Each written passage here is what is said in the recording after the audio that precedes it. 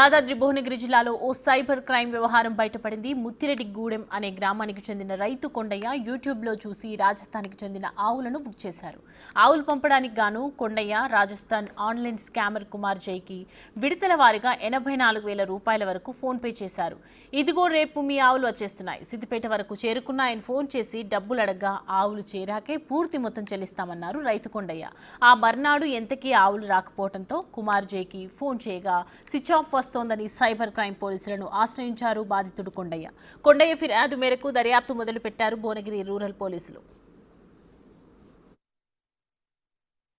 నేను భువనగిరి మండలంలో ఒక యూట్యూబ్లో ఆవులు చూసి 3 ఆవులకు ధర చేసి డబ్బులు కొట్టమంటే 5 తారీఖు నాడు 15,000 కొట్టినా.